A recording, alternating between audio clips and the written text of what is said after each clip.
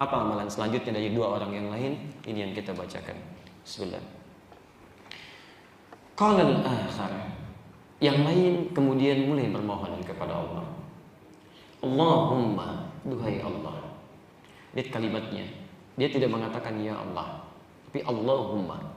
Dalam bahasa Arab bisa dikatakan ya Allah. Kalau ya Allah digabungkan jadi Allahumma. Tapi ada perbedaan rasa di sini. Kalau Anda ucapkan kalimat ya Allah, itu kalimat yang diucapkan sifatnya datar. Kapanpun bisa diucapkan. Ya, bisa diucapkan. Ya, Anda misalnya lihat jalan ke sini, tiba-tiba ada lubang sedikit terpeleset ke situ, Anda ucapkan ya Allah, gitu kan? Ini tidak hanya sekedar berdoa. Ya, lihat sesuatu tumpah, ibu-ibu bawa makanan tumpah, ya Allah, gitu kan? Lihat ke atas langit tiba-tiba mendung, ya Allah. Jadi kalimatnya masih umum, bisa digunakan doa, bisa pada fenomena tertentu. Tapi Allahumma tidak. Allahumma itu umumnya kalimat pembuka dalam doa yang bernada kelembutan dan ketawaduan. Jadi kalau Anda sedang berdoa kepada Allah menggunakan kata Allahumma, maka sikap kita mesti merendah. Jangan naik. Allahumma itu nggak tepat. Anda turunkan, mohon dengan penuh kelembutan. Maka sikap lembut inilah yang menghadirkan rahmat Allah turun kepada Anda semuanya. Paham sampai sini? Ya, jadi Allahumma jarang digunakan untuk fenomena. Ya, misalnya ibu-ibu bawa baskom tiba-tiba tumpah jusnya. Allahumma, hampir nggak pernah dengar saya begitu. Ya, baik. Jadi kita teruskan. Allahumma, duhai Allah, bermohon dia. Innahu kanat libnatu amr. Saya punya sepupu, anak paman, perempuan, cantik, luar biasa. Kanat ahabban nas ilayya. Dan dia sosok yang saya cintai di antara sekian orang yang pernah saya temui. Jadi mencintai anak pamannya, jadi kan saking cintanya muncullah perasaan suka yang mendalam, jatuh cinta lah di sini. Ya. Kemudian wa fi riwayah, dan dalam riwayat lain kata Imam An-Nawawi, kuntu uhibbuha ka ashadda ma yuhibbu rijalun nisa. Bahkan saya sangat mencintainya seperti laki-laki yang tengah dibubuk cinta pada seorang perempuan. Memang sudah sampai pada tingkatan cinta luar biasa, sehingga nah ini yang jadi persoalan. Ini yang jadi persoalan. Kalau sudah masuk hal-hal yang demikian, seharusnya itu harus diselesaikan. Imma Anda mengungkapkan kalau ada rasa lewat perwakilan, disampaikan dan sebagainya. Jangan banyak dipendam lama-lama. Setan bermain di situ. Kalau memang sudah waktunya, punya rasa, ada ketertarikan, sampaikan. Ya, Quran surah ke-49 ayat 13, ta'aruf di situ. Ta'aruf, saling di situ. Awas, hati-hati, ini bukan dari sisi laki-laki saja. Memang umumnya laki-laki mencari. Tapi perempuan pun suka ngintip-ngintip. Ini ya, bukankah Sayyidah Khadijah memperhatikan Nabi SAW? Ya, bukan Nabi yang memperhatikan Sayyidah Khadijah. Nabi diperhatikan Sayyidah Khadijah. Jalan dengan pembantunya, asistennya Maisarah, diceritakan Rasulullah Muhammad itu begini sallallahu alaihi wasallam. Diperhatikan lagi oleh Sayyidah Khadijah setelah mantap dengan akhlaknya Muhammad sallallahu alaihi wasallam. Kata beliau, tolong sampaikan utusan kepada pamannya agar berkenan melamar saya. Jadi dari dua sisi itu ada, bisa berlangsung. Ada ketertarikan, ya lewat orang yang bisa lebih baik mengenal dirinya. Tanyakan bagaimana pribadinya dan sebagainya. Sampaikan. Kalau diterima, alhamdulillah. Kalau belum ditolak, masih ada peluang. Kan? Berusaha lagi. Tidak sama sekali, sudah jangan nekat. Kan? Banyak mungkin yang lain yang itu hanya mengantarkan pada Anda untuk kreatif lagi mencari cara yang lebih baik. Ya, jelas ya? Baik. Ini tidak dia pendam, setan datang ke situ. Apa yang terjadi? Sudah, hati-hati ya. Ini sudah rumus nih. Ada setan-setan yang masuk pada orang yang sedang dimabuk suka, dimabuk cinta. Hati-hati itu. Termasuk setan yang pernah menggoda Imra'atul Aziz, istri pembesar di masa Nabi Yusuf. Silakan cek. Ya, hadir di rumahnya dalam suasana sering ditinggal oleh suaminya, gitu kan? Gantengnya luar biasa. Dilukiskan di Quran surah ke-12 ayat 31 itu, posisi paling kanan, Masya Allah. Perempuan-perempuan kalau lihat Nabi Yusuf sedang motong-motong begini, teriris tangannya. Wa qatta'na aydiyahunna, sampai-sampai ketika lewat teriris tangannya. Wa qulna hasya lillahi ma hadza bashar in hadza illa malakun karim. Ini sih bukan manusia, ini malaikat yang sedang menyamar. Saking gantengnya. Lewat teriris itu. Jadi pria-pria yang ganteng sekarang jangan terlalu bahagia dulu. Ibu-ibu lewat di hadapan antum belum tentu kepleset. Nabi Yusuf tidak, nabi dan ganteng luar biasa. Persoalannya apa? Ada di rumah, dilihat oleh perempuan, punya perasaan, tapi tidak bisa mengontrol ini. Setan datang ke situ. berbuatlah sesuatu yang tidak diinginkan. Inilah terjadi, setan masuk ke sini, maka apa yang terjadi dengan setan itu, seperti apa dia menggoda, kita nanti lihat setelah menunaikan sholat isya berjamaah. Ada berapa menit ke isya? 3 menit ya, untuk persiapan wudhu dan menyusun saf insya Allah. Baik teman-teman sekalian, kita coba cukupkan dulu, kita sambung setelah menunaikan sholat isya insya Allah. Assalamualaikum warahmatullahi wabarakatuh. Assalamualaikum warahmatullahi wabarakatuh. Alhamdulillah, wassalatu wassalamu ala rasulillah wa ala alihi wa sahbihi wa man wala, amma ba'd. Fa ya ibadallah, usi nafsi wa iyyakum bi taqwallahi faqad faza al-muttaqun, fala tamutunna illa wa antum muslimun. Alhamdulillah, kita telah menunaikan salat isya berjamaah beserta amalan sunnahnya waktu isya bagian Bekasi, Jawa Barat. Kita bermohon pada Allah Subhanahu wa taala semoga salat yang telah kita tunaikan berkenan diterima oleh Allah Subhanahu wa taala dalam kebaikan insyaallah. Dan bagi Anda pemirsa yang Anda berada yang telah menunaikan salat isya, kami juga harapkan demikian, dan bagi yang belum, semoga Allah memberikan kesempatan untuk menunaikannya dalam kebaikan insyaallah. Kita lanjutkan. Orang kedua menengadah kepada Allah berdoa, Allahumma ya Allah, sungguh saya pernah mencintai seseorang, anak paman saya. Begitu besar cinta saya kepadanya sampai saya dilarang cinta luar biasa, layaknya anak muda yang tengah jatuh cinta pada seorang perempuan. Fa'aradtuha ala nafsiha, maka saya pun memaksakan dirinya untuk menjadi atau menerima cinta saya. Dia menyampaikan dalam keadaan mendesak si perempuan itu supaya mengikuti keinginannya. Famtana'at minni hatta alammat biha sanatun minas sinin. Maka penolakannya itu begitu membekas pada hati saya. Terluka saya dengan itu, sampai saya merasakan penderitaan berlangsung dalam hitungan tahun. Membekas, Masya Allah, cinta yang tertolak, keinginan yang tak terpenuhi. Sudah disiapkan, pengen disampaikan, tiba-tiba ditolak, kan? Dalam keadaan yang tidak biasa. Sampai suatu ketika, faja'atni, sampai datanglah dia kepada saya.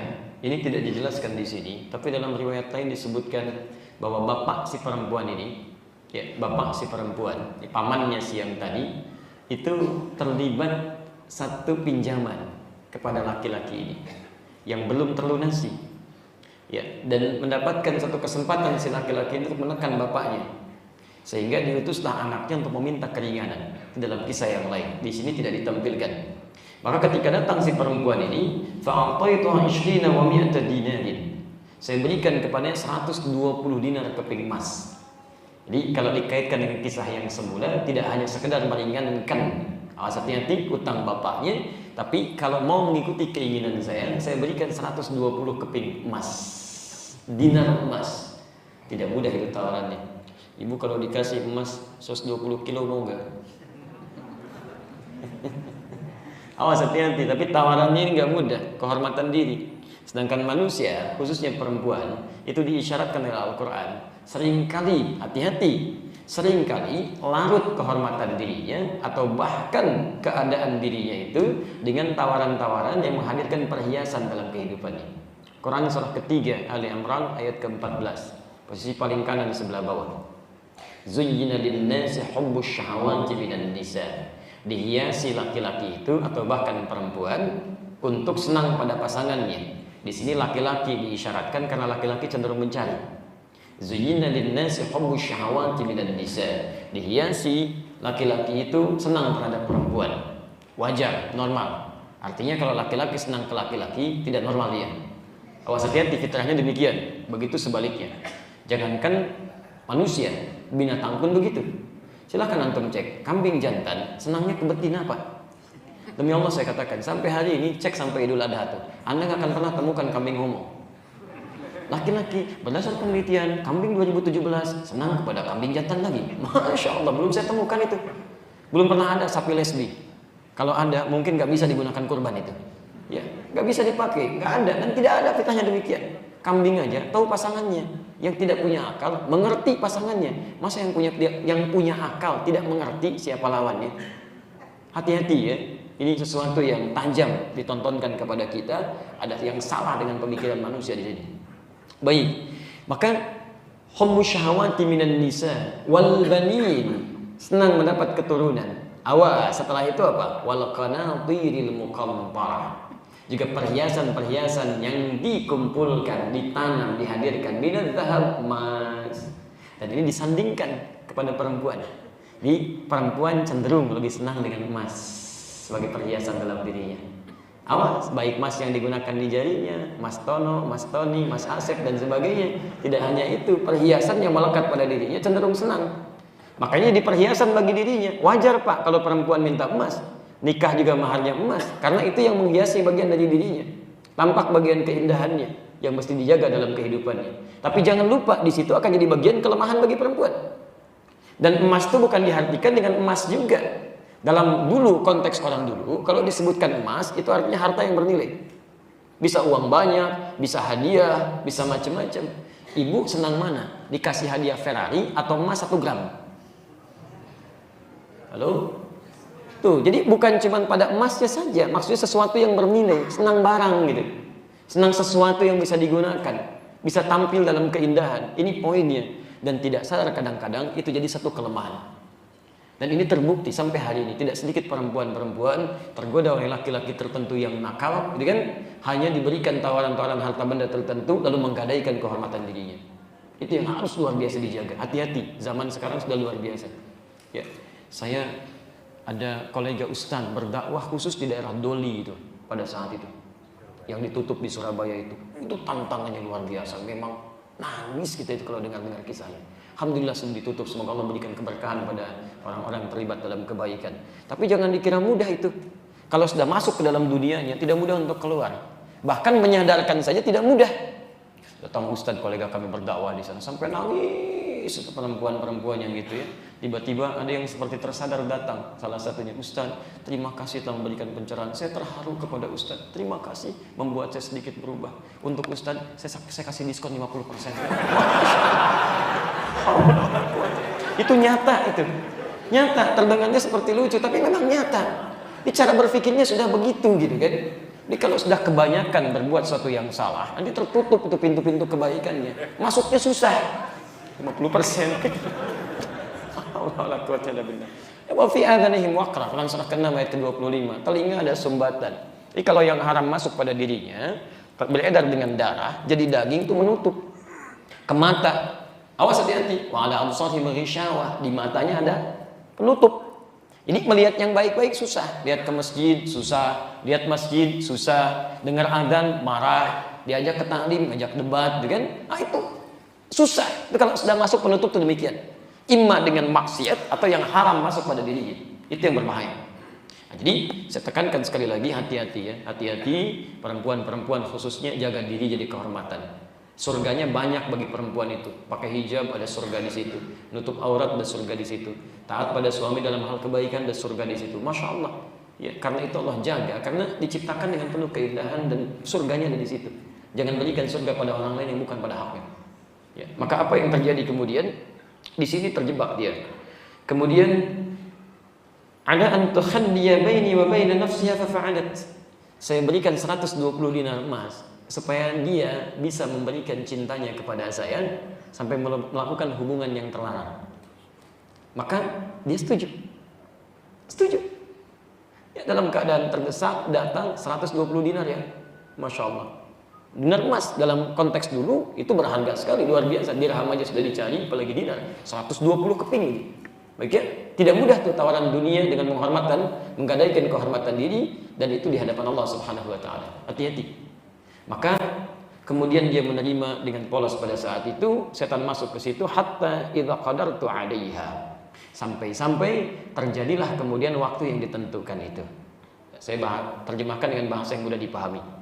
Wa fi riwayat, dalam riwayat lain lebih dalam lagi, falamma qa'adtu baina rijlaiha, maka tatkala malam itu waktu itu terjadi dan hampir terjadi perbuatan itu, hampir-hampir saya berhubungan dengan dia, lihat kalimatnya, qalat, tiba-tiba datanglah kemudian fitrah di diri perempuan itu. Biasanya begini, alhamdulillah, biasanya kalau seseorang tidak pernah berbuat maksiat sebelumnya, itu biasanya suara hatinya masih kencang. Ada penolakan besar dalam dirinya. Anda kalau tidak percaya silahkan. Anda belum pernah berbuat misalnya hal yang macam-macam, keluar dari assalam ini pakai sendal orang lain. Coba-coba aja. Ambil sendal orang lain aja, itu hati Anda sudah menolak, itu bukan punya kamu. Nggak usah diingatkan orang, hati Anda menolak. Karena hati kita cenderung pada kebaikan. Kalau belum pernah berbuat maksiat, itu besar suaranya. Jangan lakukan, jangan lakukan. Tapi kalau pernah Anda nekat kerjakan, itu jadi kecil suaranya. Dan kalau terbiasa jadi populer itu, dan jadi kebiasaan Anda lakukan itu, sudah lain suaranya. Jangan lakukan itu, jangan lakukan. Itu lebih jelek, ambil yang paling bagus yang sana. Itu bahaya itu. Itu bahaya, sudah mati suara kebaikannya itu. Yang jelek yang muncul. Nah, jadi ini, anak ini, perempuan ini, karena diasuh dalam pengasuhan yang cukup baik, belum pernah berbuat yang macam-macam, tergoda dengan yang tadi, muncullah kemudian bimbingan Allah. Bimbingan Allah yang hadir saat terjebak dalam perbuatan maksiat, itu disebut dengan burhan namanya.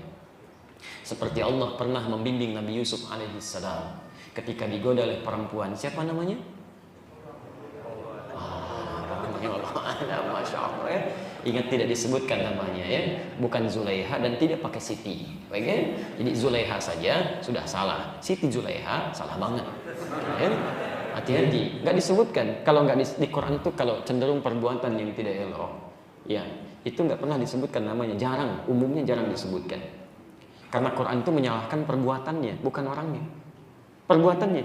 Jadi kalau ada orang berbuat salah, Anda jangan gunjingkan orangnya. Tujuan Anda apa sih? Merusak kehormatan orangnya atau ingin memperbaiki perbuatannya?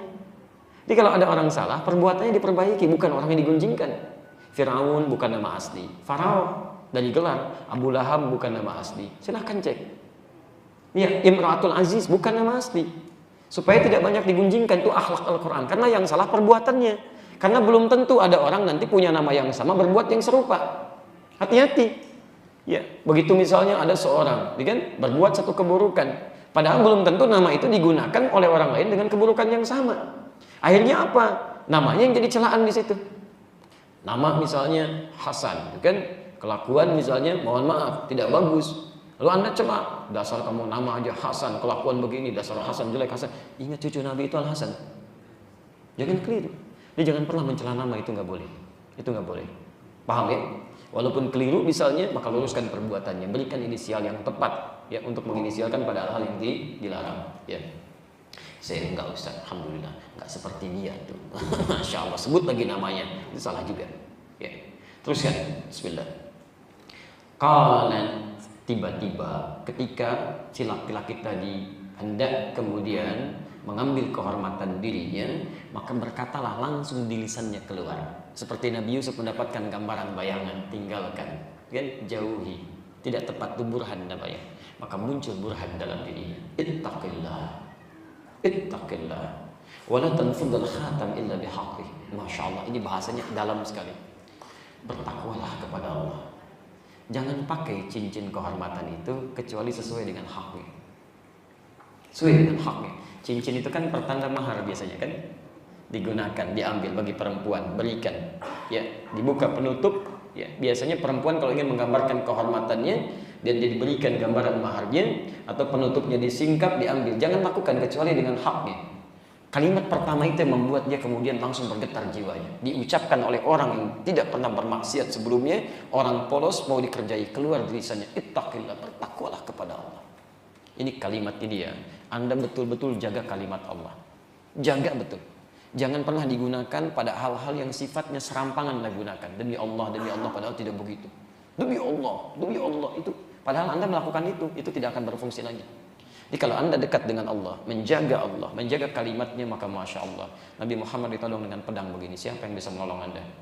Tidak banyak bicara, cuma satu kalimat. Allah bergetar, jatuh itu pedangnya. Berbalik, sekarang siapa yang bisa menolong Anda? Gak bisa dijawab. Jadi kalimat Allah itu, kalau kita jaga, mendekat dengan Allah itu begitu keluar, getaran itu ada. Sampai itu. Karena Anda mengucapkan Allah yang memberikan hembusan kepada relung hati yang paling dalam. Ya, jadi coba nanti pelan-pelan gunakan kalimat-kalimat itu pada kebaikan-kebaikan. Maka apa yang terjadi? Lihat kalimatnya. Fansaraftu anha wa hiya ahabbun nasi ilayya. Tiba-tiba ketika mendengar kata-kata itu, fansaraftu, insarafa itu kaget langsung berpaling. Sarafa gitu kan? Ada getaran dalam jiwanya, langsung ditinggalkan. Ya, saking kagetnya getaran itu sampai kata orang ini, lihat kalimatnya, wa taraktu dhahaba alladhi a'taituha. Sampai-sampai saya saking kagetnya, saya tinggalkan bahkan dengan emas-emasnya. Seakan ada kesadaran dalam jiwanya, salah saya ini, salah, nggak benar saya, takut. Masa saya melakukan yang demikian ketika Allah menyaksikan saya? Apa jadinya di hari kiamat? Nah, ini rumus kepada kita. Kalau Anda terfikir berbuat maksiat, langsung bayangkan seketika Allah sedang melihat. Apa nggak malu bermaksiat dilihat Allah? Ada tawaran di kantor, Pak ini proyeknya Pak, sekian ratus miliar, Masya Allah, dilihat gini. Oh bagus juga ya, baik. Tolong ditutup pintu semua gini. Anda mau tanda tangan? Bayangkan ketika tanda tangan, Allah saksikan itu. Apa nggak malu Anda bermaksiat dilihat Allah? Bayangkan saat Anda lihat handphone sendirian begini, Allah melihat Anda, mengamati Anda, menyaksikan Anda. Dan Anda sedang merasa terhina di hadapan Allah Subhanahu wa taala. Kalau belum sampai juga paham, bayangkan seketika meninggal. Saat Anda tanda tangan, Anda meninggal. Saat sedang lihat gosip, Anda meninggal. Saat sedang mencela, Anda meninggal. Kalau sudah nyaman dengan suasana itu, biasanya lebih mudah memalingkan kita dari maksiat. Maka orang ini merasakan bagaimana saya maksiat di hadapan Allah. Allah melihat saya dan sebagai dia tinggalkan. Fansaraftu, saya tinggalkan. Saking kagetnya saya tinggalkan. Bahkan dia katakan wa taraktu dhahaba alladhi a'taituha. Saya pun tinggalkan sekalian dengan emas-emasnya, saya relakan untuk dia. Karena kalimat kebaikan yang keluar dari lisannya. Jelas di sini? Baik, saya teruskan dulu. Apa yang terjadi setelahnya? Dia tinggalkan perempuan tadi karena takwa kepada Allah. Takut dengan Allah. Bahkan dia berikan emasnya sekalian, ikhlaskan Allah Subhanahu wa taala dengan kalimat yang keluar di lisan perempuan tadi.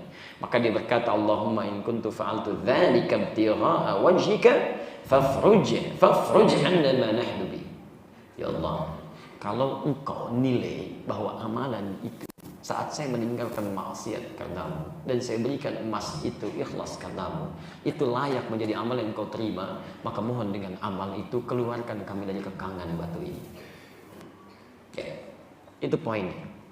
Maka fanfarajat as-sakhratu ghaira annahum la yastati'una al-khuruj minha. Batu bergeser lagi, keluar terbuka sedikit.